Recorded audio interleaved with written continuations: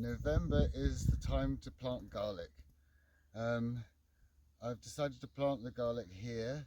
It's in the partial shade from the polytunnel, but it gets a lot of light. And it's where these courgette or zucchini plants were. They're still struggling to try and flower, but they're not going to produce much now. There's a little tiny courgette left. But yeah, I've got loads of garlic. I want to find out a variety that grows well here. So I've got loads of different ones. Yeah, I just went and bought just a couple of each one. There's some weird pink ones. The garlic that has a stem like that is a hard neck garlic, and the garlic that doesn't have it is a soft neck garlic. And there's lots of varieties of both. I think it's another one of those. This weird purple stripy one here. And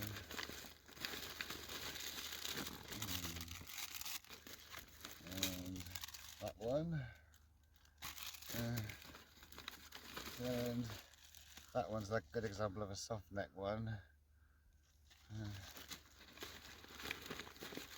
And I got also some sulphur, which helps stop them rot, because that can be a problem with garlic. You just sprinkle about that in the ground. Yeah, quite a few different ones of those. I eat tons of garlic, and I estimate possibly maybe 300 bulbs of garlic a year. So if I plant 300 cloves, then I should have 300 bulbs, and I should be then self-sufficient in garlic.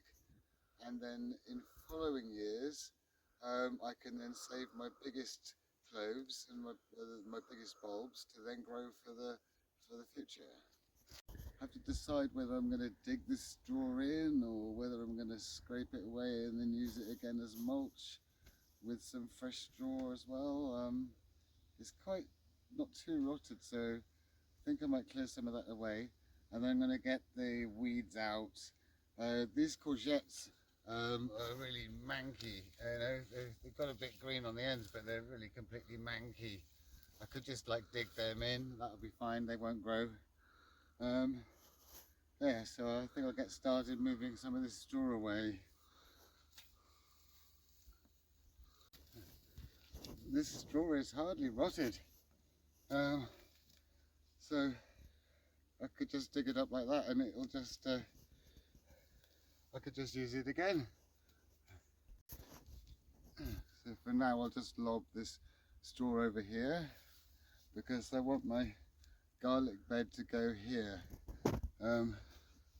The first garlic bed, I want to go here just as far as I can reach in. If I'm here trying to weed my garlic, then I don't want it to be any further, so I could possibly have 5 garlics wide here, and then I'd have a little path and then another load of garlic there if I need to plant a bigger area.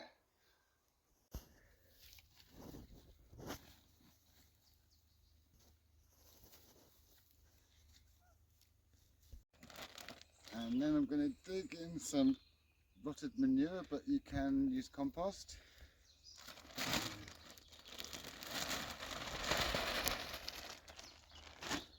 I'll spread it around and I'll dig it all in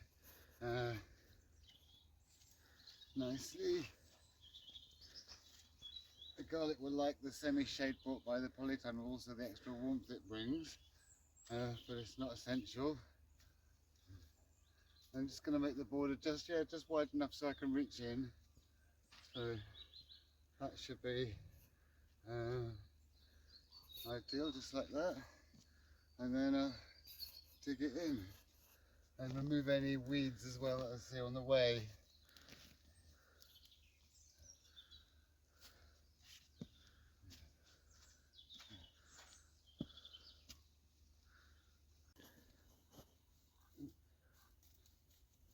I just work backwards, digging in the manure and any of the mankier bits of straw, and just digging in so it's nice and full of organic material for the garlic.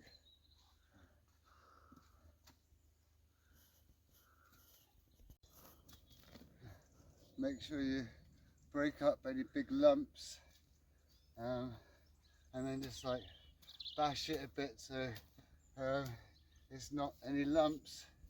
But garlic's like not too fussy, doesn't need finely tilted ground, it just needs it fairly level. So a little bash like that, make it kind of level.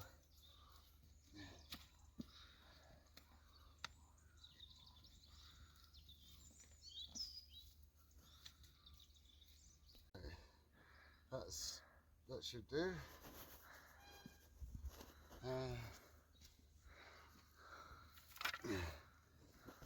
Bamboo canes are brilliant to mark things out because they're straight.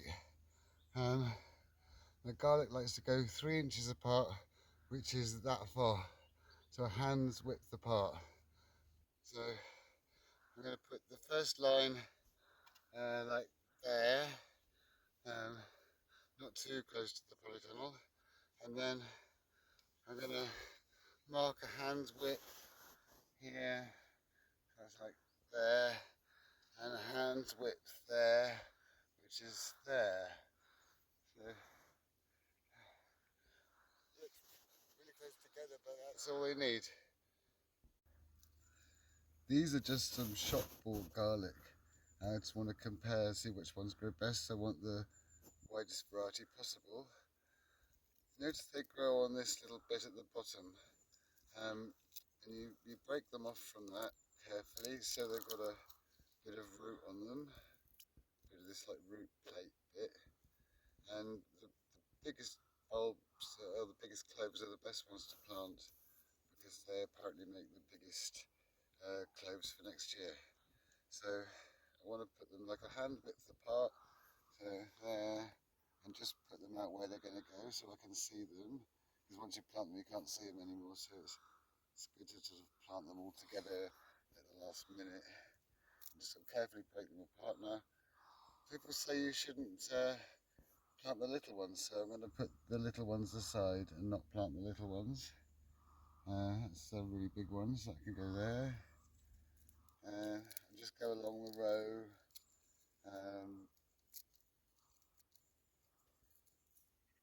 just planting them at a hand width apart. And that's a really big one. I just picked these at the shop because they had really big bulbs, so I thought I'm going to try growing those ones. As long as you give them protection through the winter, any type should grow.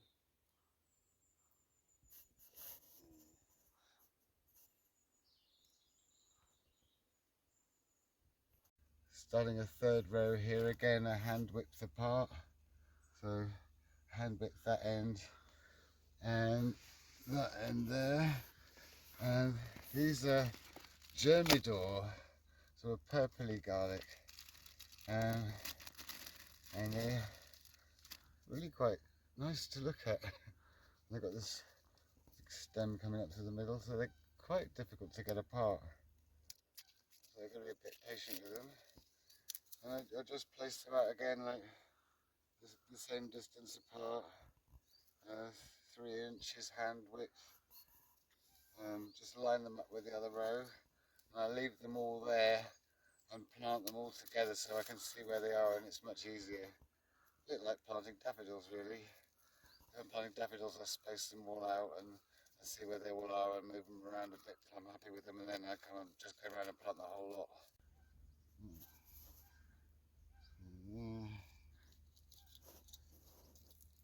And that finishes there. And then the next row, the bamboo here, mark hand width, there and there.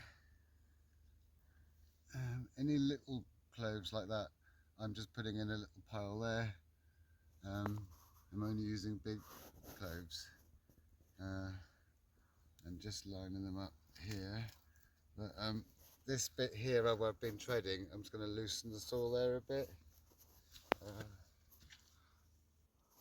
it's inevitable. You can't avoid treading on it a bit, but just loosen it a bit. So when I come to do this last row here, I'm in nice soft soil still. It's already been dug, so it doesn't need much doing to it. Just to go over it once like that, loosen the soil. There's some other variety here called thermidrome. Yeah.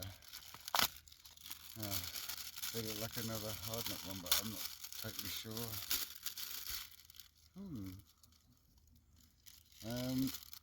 There's two completely different looking bulbs in here. That's a kind of purpley one.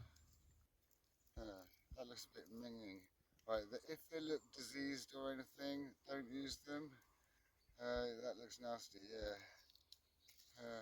That one looks alright though, nice and firm.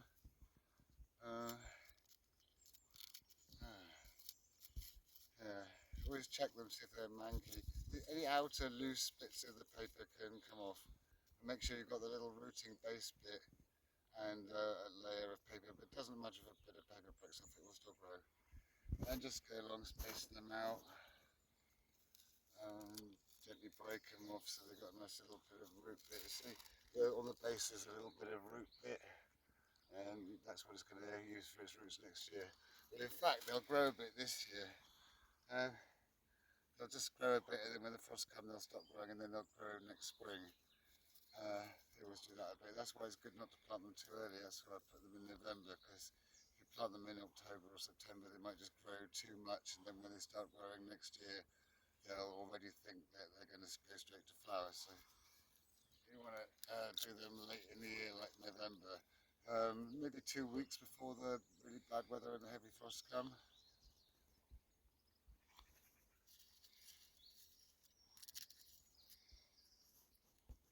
Another variety here, Kingsland White.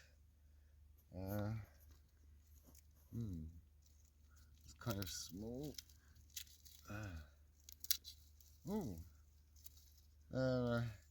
Interesting sort of orangey pinky colour.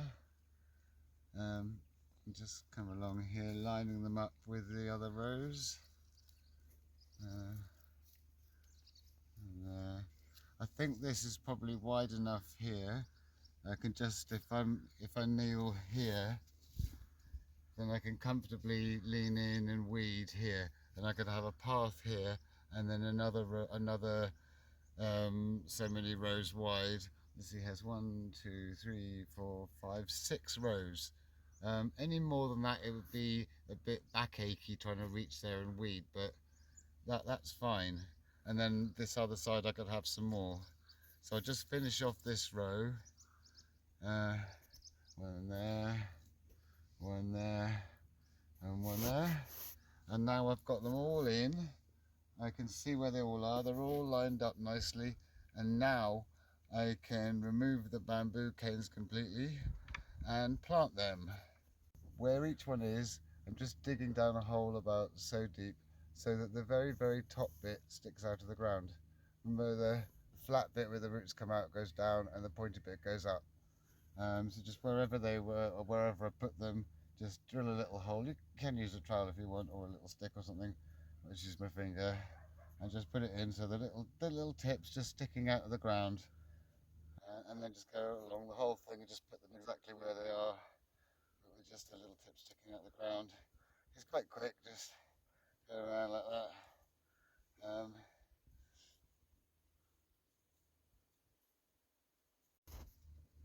You can see here where I'm kneeling, where the path will be, and I can just comfortably reach in to this end row here, but any more than that would be a bit of a strain. Just always make sure I've got the tip sticking out the ground.